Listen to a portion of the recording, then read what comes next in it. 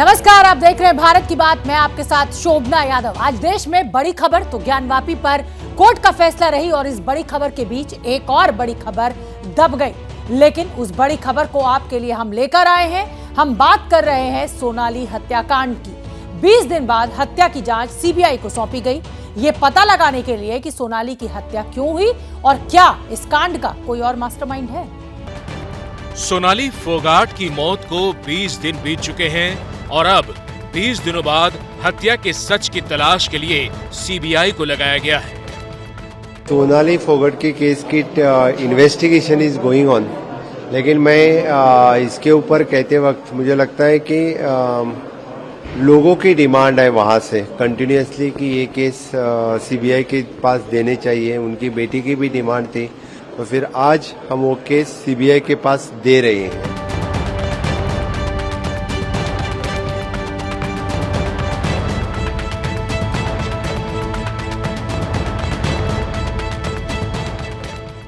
सवाल ये कि मौत के 20 दिन बाद सीबीआई को जांच में मिलेगा क्या?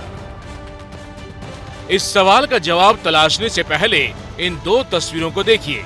ये दोनों तस्वीरें उस वक्त की हैं जब गोवा और हरियाणा पुलिस अपने स्तर से पूरे मामले की छानबीन कर रही थी।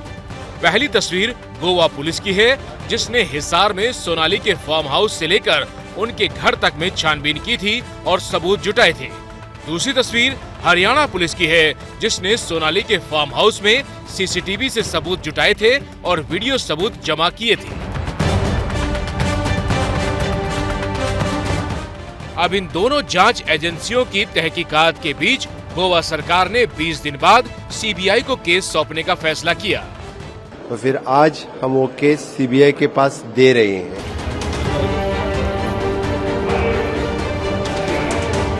जबकि सोनाली का परिवार, सोनाली की बेटी और कई सामाजिक संगठन पहले दिन से ही सीबीआई जांच की मांग कर रहे थे।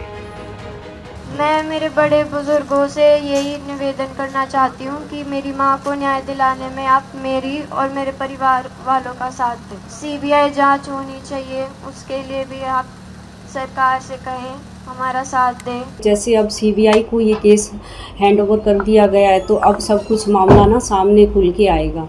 तो हम सभी फैमिली वाले यही चाहते थे, और अब सीबीआई को जैसे हैंडओवर कर दिया गया है तो सब कुछ सामने आएगा। दूध का दूध और पानी का पानी होगा। गोवा पुलिस की कार्रवाई से तो हम संतुष्ट नहीं थे, स्टार्टिंग से ही नहीं थे, इसलिए हम स्टार्टिंग से ही सीबीआई की मांग कर रहे थे। हमें ये प्रॉपर्टी और फाइनेंशियली मर्डर लग रहा था और साथ में राजनीतिक मर्डर लग रहा था। प्रॉपर्टी और फाइनेंशियली हम लोगों ने खुद गोवा पुलिस के आने से पहले ही चेक कर लिए थे।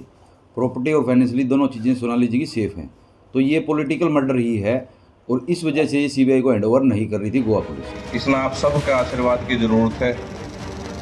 और जितने रविवार को हिसार में खापों की बैठक हुई थी, जिसमें सीबीआई जांच की मांग को लेकर अल्टीमेटम दिया गया था। अब सवाल ये है कि सीबीआई जांच की मांग हो क्यों रही है। आरोप है कि सोनाली फोगाट की हत्या ड्रग्स देकर की गई। ड्रग्स देकर हत्या करने के आरोप में गोवा पुलिस ने सोनाली फोगाट के पीए सुधीर सांगवान और उसके साथी सुखविंदर सिंह को गिरफ्तार कर लिया है। इन दोनों के पॉलिटिकल कनेक्शन भी रहे हैं। इतना ही नहीं, ड्रग्स मुहैया कराने वाले आरोपियों को भी गोवा पुलिस गिरफ्तार कर चुकी है।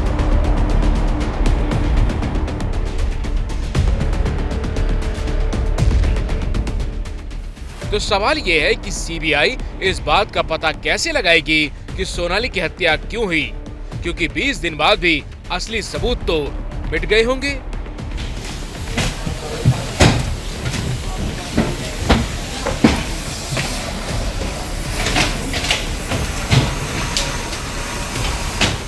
ये दोनों ही तस्वीरें इस बात की गवाही दे रही है कि सबूत अब ओरिजिनल हालत में नहीं है। पहली तस्वीर गोवा के उस कर्लिस होटल की है जहां सोनाली की मौत हुई और पिछले दिनों इस होटल के एक हिस्से पर बुलडोजर चल गया। मतलब सबूत का बड़ा असली हिस्सा सीबीआई को नहीं मिलेगा। दूसरी तस्वीर हिसार के उस घर की है जहां गोवा पुलिस ने जांच की और जांच के बाद उस घर में मीडिया ने कोना कोना तलाश लिया। मतलब कोई सबूत रहा भी होगा तो अब ओरिजिनल हालत में नहीं होगा। ऐसे में फिर यही सवाल, सीबीआई कौन सा सच खोज कर निकालेगी? वैसे सूत्रों की माने तो अब तक की जांच में गोवा पुलिस हत्या का मकसद सिर्फ सोनाली की करोड़ों की संपत्ति पर कब्जा करने की नीयत मानकर चल रही है। हत्या में कोई दूसरा एंगल अब तक सामने नहीं आया है।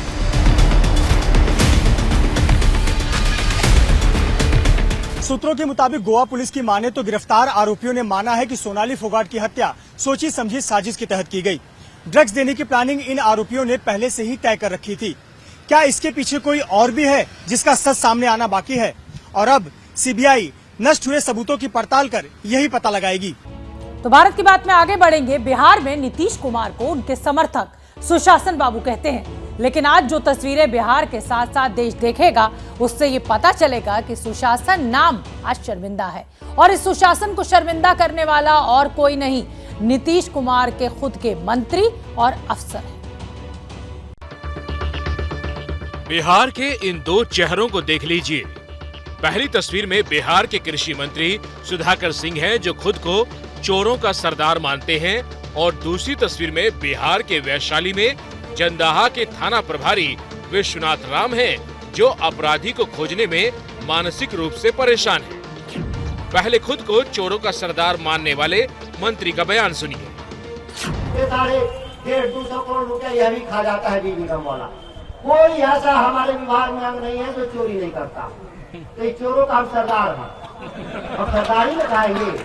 जब चोरी हो रहा था उसके सरदार हुए, तो आप कम से कम पुतला उतला फूकते रहिएगा तो मुझे भी याद रहेगा कि किसान नाराज है मेरे से, और नहीं फूकना बंद करिएगा तो यही लगेगा कि नहीं सब ठीक चल रहा है। जब सूबे का मंत्री ही अफसरों को चोर कहे, खुद को चोरों का सरदार कहे, तो भला उस राज्य में जनता का भला कौन करेगा? इसके बारे में सोच लीजिए। सुधाकर सिंह लालू की पार्टी के विधायक हैं और उनके पिता जगदानंद सिंह लालू की पार्टी के प्रदेश अध्यक्ष। कैमूर के एक कार्यक्रम में उनके मुंह से ये बातें निकली थी। कोई ऐसा हमारे विभाग में अंग नहीं है जो चोरी नहीं करता। तो चोरों का हम सरदार हैं और सरदारी में खाएंगे। जब चोरी हो रहा था उसके सरदार हुए। अब जहां मंत्री ही इस तरह की बातें कर रहा हो, वहां के अफसर क्या कहेंगे? हाजीपुर में लड़की से गैंगरेप का मामला चर्चा में है। इस केस की जांच कर रहे एसएचओ विश्वनाथ राम से जब एबीपी न्यूज के रिपोर्टर राजा ने केस की जानकारी मांगी, तो उनका जवाब हैरान करने वाला था। नमस्ते, राजा बोल रहा हूँ एबीपी न्यूज चैनल हाजीपुर से। जी बोला जाए। सर, वीडियो वायरल वाले मामले में सर क्या अपडेट है अब तक? सर अभी कुछ नई अपडेट है। कितने लोगों पर एफआईआर वगैरह किया गया? सर नेम्ड है 3 पर्सन, अज्ञात भी है। जो लड़की के साथ एक युवक है जो बचाव कर रहा है सर, वो लड़का कौन है सर? वो अब उतना आप वेरीफाई मत कीजिए हमसे, ठीक है? हम लोग अपना भी मानसिक रूप से परेशान है पकड़ने के चक्कर में, ठीक है? पकड़ा जाएगा तो सब सामने आ जाएगा आपको। हाँ, मतलब कि उसके साथ का प्रेमी है या फिर वो जो बर्दाश्त का अंजाम हम देने ये वाला? नहीं आपको अभी क्लियर करेंगे। नाम हम किसी का बता के कि उजला पैंट वाला ये है, काला पैंट वाला ये है, शॉर्ट वाला ये है, वे कर करके अगर बता देंगे तो आदमी जो हम परेशान है और उससे ज्यादा परेशान रहेगा, मिलेगा नहीं, भाग जाएगा विदेश। सर, जो लड़का जो बचाव जिसके पीछे लड़की छुप रही है, क्या उन लोगों पर भी एफआईआर किया गया? हम ये कहना चाह रहे थे, ये पूछना चाह रहे थे। सब पर एफआईआर है जी। ये उस बिहार की बातें हैं जहां के मुखिया नीतीश कुमार के लिए प्रधानमंत्री का ख्वाब बुना जा रहा है। भारत की बात में आगे बढ़ेंगे। स्वामी स्वरूपानंद सरस्वती जी को भू समाधि दे औकात पर आई। जेडीयू से निकाले गए पूर्व केंद्रीय मंत्री आरसीपी सिंह ने आज आरा में नीतीश कुमार पर जमकर हमला बोला। आरसीपी सिंह ने औकात से लेकर गद्दार जैसे शब्दों का इस्तेमाल कर ये निशाना साधा। मेरी औकात क्या है ना, उनको भी पता है, और उनकी मेरी औकात उनसे ज़्यादा है, ये मैं बता दूँ। इसलिए मैं बता दूँ कि 1982 में कहाँ थे वो? सड़क पर घूम रहे थे, समझे? और 1982 में मैं गांव में पढ़ कर करके मेहनत कर करके सिविल सर्विसेज की परीक्षा पास किए थे, समझे ना? दिए थे, कभी परीक्षा दिए थे। एक बार परीक्षा इंजीनियरिंग पास करने के बाद किस चीज़ का परीक्षा था? नेवी का। पास किए थे, पूछ लीजिए। अरे देखिए, आप नेता बनाने वाले कौन होते हैं जी? आपकी क्या औकात है? आपको किसने नेता बनाया? जन्मते नेता थे क्या? आपकी क्या औकात थी 1977 में जब एमएलए का टिकट मिला? क्या हुआ था? हार गए थे। काहे हार गए थे? अरे गद्दार कौन है जी? जो बोलता उससे बड़ा कोई है क्या? एक बार नहीं, 2 बार नहीं, 3 बार जनादेश का अपमान करने वाला के मुंह से इस शब्द अच्छा लगता है? आरसीपी सिंह जो कि परम मित्र जे कहिए कि दाहिना हाथ हुआ करते थे नीतीश कुमार के, आज जमकर हमला बोलते। अब वक्त हो गया है स्पेशल सेगमेंट का। दिल्ली सहित उत्तर भारत के कई शहरों में इन दिनों खूब गर्मी पड़ रही है। लोग आसमान से बारिश की उम्मीद लगाए बैठे हैं, लेकिन इसी सितंबर महीने में जब मॉनसून की विदाई का वक्त है, तब देश के कई हिस्से पानी में डूबे हुए हैं। आज हम भारत की बात के स्पेशल सेगमेंट में ऑल इंडिया फ्लड रिपोर्ट पेश करने जा रहे हैं, क्योंकि आज की ये रिपोर्ट उत्तर से लेकर दक्षिण तक और पूरब से लेकर पश्चिम तक की परेशानी बताने वाली है। और सितंबर के इस महीने में हाल ये है कि देश में रहने के लिहाज से सबसे उम्दा शहरों में से एक पुणे शहर 2 घंटे की बारिश में डूब गया है।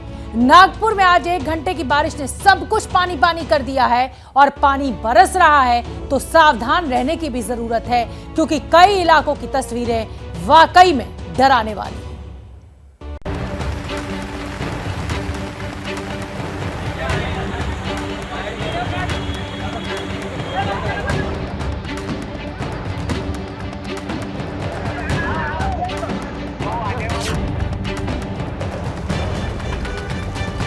करीब 1 घंटे की सवा घंटे की बारिश के बाद नागपुर एयरपोर्ट से जो नागपुर वर्धा रोड पे आने मिलने वाली जो सड़क है, वहां पर करीब करीब तालाब जैसी स्थिति बन गई है।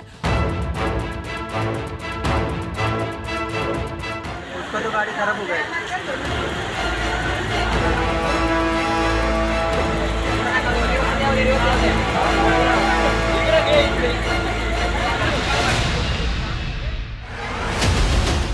सड़क पर पानी का प्रचंड प्रहार है।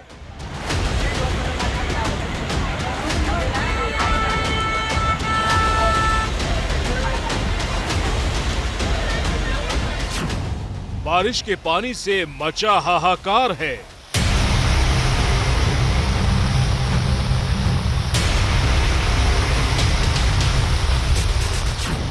जंगल से बस्ती तक पानी की बहती धार है।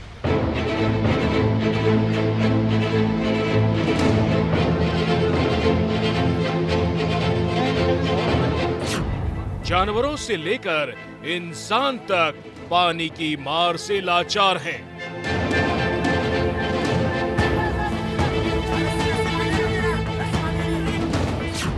अब तक जो तस्वीरें आपने अपनी टीवी स्क्रीन पर देखी, वो तस्वीरें देश के अलग अलग इलाकों से आई हैं।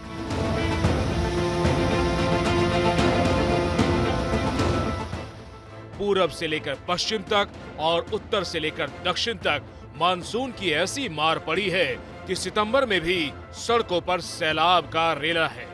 उत्तर में जोशीमठ हो या दक्षिण में कलबुर्गी, पूरब में सीतामढ़ी हो या पश्चिम में पुणे, पानी की ऐसी मार कि गाड़ियां तिनके की तरह रोड पर बह रही है और लग रहा है मानो सड़क पर समंदर बह रहा है। आपकी टीवी स्क्रीन पर इस वक्त जो तस्वीरें हैं, वो तस्वीरें पुणे की हैं। रविवार को पुणे शहर में इतनी बारिश हो गई कि सड़क की गलियां डूब गई और रोड पर खड़ी गाड़ियां बहने लगी और ऐसा लगा कि कुछ समय और ऐसी स्थिति बनी रही तो शहर ही डूब जाएगा।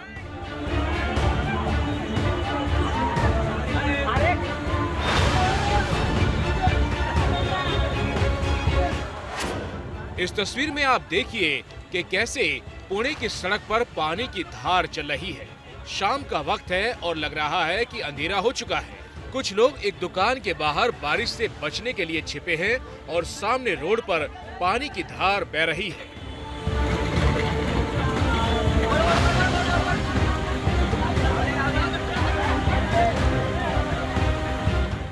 और इसी पानी की धार में कई गाड़ियां आपको बहती हुई दिखेंगी। कुछ लोग बाइक को बचाने के लिए पानी से संघर्ष करते भी दिख रहे हैं। गिनते जाइए, 1, 2, 3, 4, 5। बाइक तो सामने से दिख रही है और जो लोगों ने बताया उसके मुताबिक कई लोगों की बाइक बह गई और वो कुछ न कर सके। और ये तस्वीरें शहर के सिर्फ एक इलाके की हैं और वो इलाका है दिघी गांव।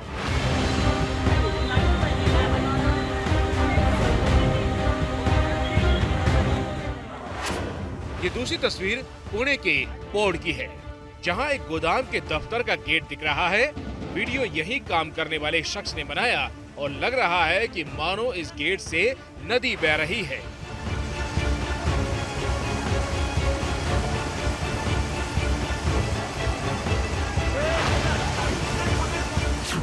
मेन गेट से मटमैले रंग के पानी की धार बहती हुई चली आ रही है, मानो सब कुछ बहा कर ले जाना चाहती हो। बाहर पार्किंग में खड़ी गाड़ियां पानी में डूबी है।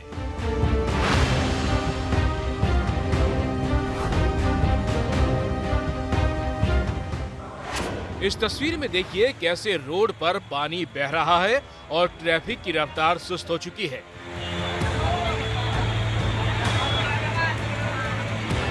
पानी की वजह से गाड़ियां स्लो चल रही हैं और रोड पर पानी को पार करने की कोशिश में एक महिला गिर जाती है।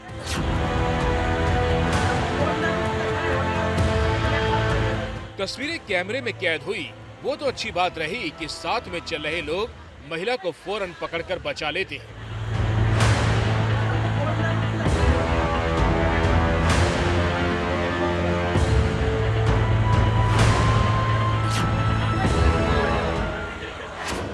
अब कार के अंदर से बनाए गए इस वीडियो को देखिए। एक तरफ से कार जा रही है और दूसरी तरफ से लेन पूरी तरह से पानी में डूबी है।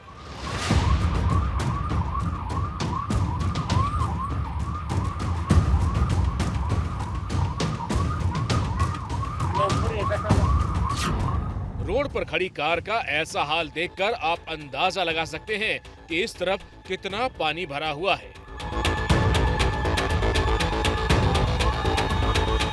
ये पुणे के व्यस्त रहने वाले वीटी कवाड़े रोड का हाल है और ये सब हुआ 2 घंटों की बारिश में। सवाल ये है कि क्या पुणे का नगर निगम इसके लिए तैयार नहीं था और ये तब हुआ जब इसी साल पुणे नगर निगम ने अब तक का सबसे बड़ा बजट पेश किया है। पुणे देश का छठा और महाराष्ट्र का दूसरा बड़ा शहर है।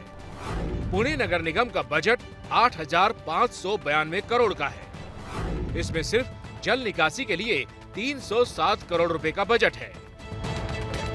बावजूद इसके रविवार को पुणे डूब गया। बारिश के पानी ने न सिर्फ रोड पर कब्जा किया बल्कि सैकड़ों घरों में भी पानी घुस गया, जिस वजह से लोग परेशान होते रहे। और ये जानकर आप हैरान रह जाएंगे कि ये उस पुणे की तस्वीर है जो रहने लायक देश के बेहतरीन शहरों में से नंबर 1 या नंबर 2 पोजीशन पर रहता है।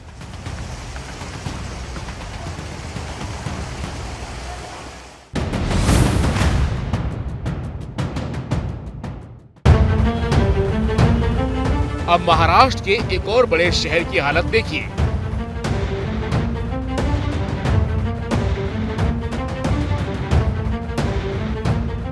ये नागपुर का नजारा है, जहां देखिए पानी ही पानी है और ये सब हुआ है आज सुबह की बारिश के बाद।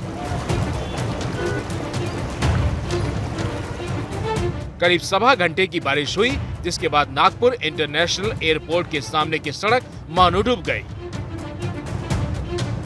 नागपुर में आज सुबह करीब 1.25 घंटा तेज बारिश हुई और 1.25 घंटे की तेज बारिश के बाद नागपुर शहर में कई इलाकों में किस तरह की स्थितियां हो गई है, यह तस्वीरें वो दिखाने के लिए काफ़ी हैं। नागपुर का जो डॉक्टर बाबा साहेब आम्बेडकर अंतर्राष्ट्रीय विमानतल है, हवाई अड्डा है, उसके सामने की यह सड़क है। जब लोग नागपुर के जब एयरपोर्ट पर पहुंचते हैं तो वहां से नागपुर शहर की ओर आने वाला जो रास्ता है, उस रास्ते की स्थिति ऐसी है। आप देख सकते हैं कि कार जो एयरपोर्ट की ओर जा रही है वो किन स्थितियों में एयरपोर्ट के इलाके में प्रवेश कर रही है। करीब 1 घंटे की 1.25 घंटे की बारिश के बाद नागपुर एयरपोर्ट से जो नागपुर वर्धा रोड पे आने मिलने वाली जो सड़क है, वहां पर करीब करीब तालाब जैसी स्थिति बन गई है।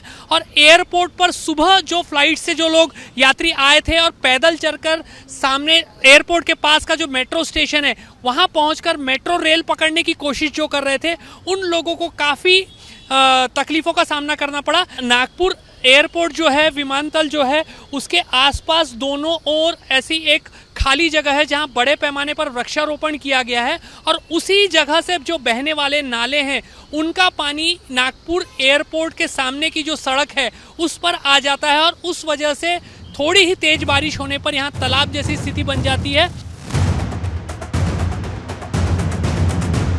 अभी मौसम विभाग ने महाराष्ट्र के कई इलाकों में आगे भी बारिश का ऑरेंज अलर्ट जारी किया है। मानसून अभी जाने के मूड में है नहीं, इसलिए सावधान रहने की जरूरत है।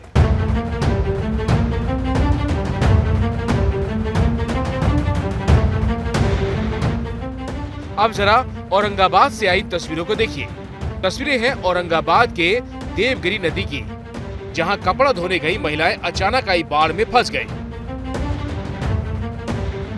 जान बचाने के लिए वो चबूतरे पर बैठी रही।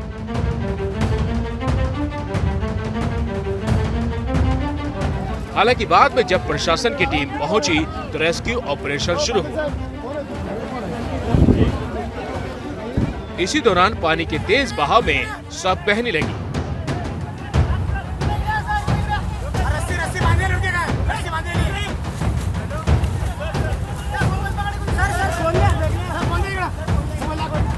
काफी चीख पुकार के बीच 2 महिलाओं को तो बचा लिया गया, लेकिन एक लड़की का पता नहीं चल पाया। एक पुढे चालले, दोन पकडल्या,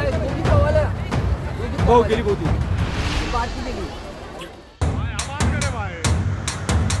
अब इन तस्वीरों को देखिए जो तेलंगाना से आई है। यदाद्री भुवनगिरी जिले में रविवार की शाम एक बाइक वाला बहते बहते बचा।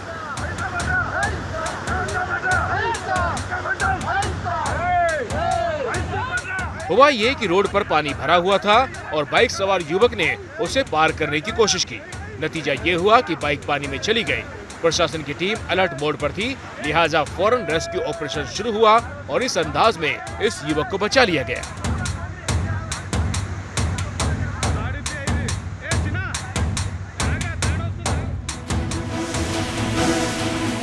अब जरा उत्तराखंड चलिए और देखिए कैसे वहां मानसून के सितंबर वाले अटैक ने तबाही मचा रखी है।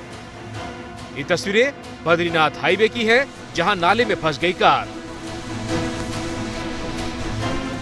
वीडियो में आप देख सकते हैं कि कैसे पहाड़ी झरना रोड पर रफ्तार के साथ गिर रहा है और उसी पानी में रोड पार करने की कोशिश गाड़ी वाले को महंगी पड़ गई।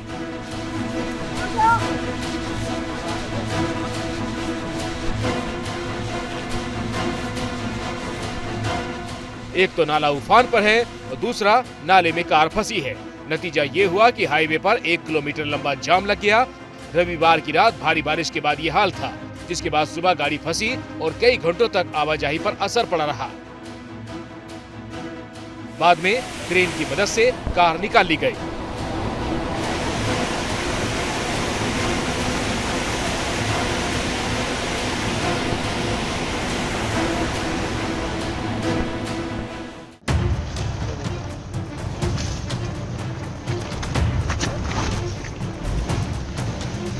अब जरा एक दूसरी तस्वीर देखिए, जिसमें प्रशासन की लापरवाही साफ तौर पर देखने को मिलेगी। होता यह है कि जब चट्टान टूटकर हाईवे पर गिरती है तो प्रशासन उसे हटवाकर आवाजाही शुरू करवाता है, लेकिन कर्ण परियाग के जिलासू में प्रशासन सोता रहा और स्थानीय लोगों ने ही पत्थरों का मलबा हटाकर आवाजाही शुरू कर दी। हालांकि ये आवाजाही कितनी खतरनाक है, इन तस्वीरों को देखकर आप समझ सकते हैं।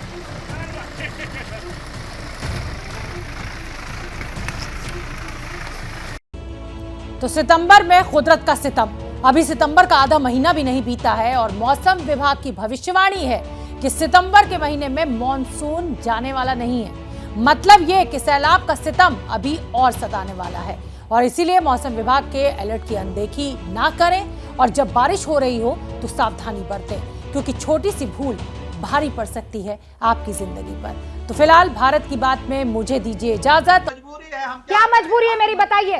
मैं अभी आपको बताती हूँ कि मैंने ओए होए होए होए नमकीन के चटकारे लेते हुए टकटकी मार के डिबेट शो को पॉज रिपीट कर करके देख रहे हैं जोगिंदर जी। इनकी तरह आप भी देखें अपनी फेवरेट डिबेट्स को रिपीट कर और डाउनलोड कीजिए एबीपी लाइव ऐप अपने स्मार्ट टीवी पर।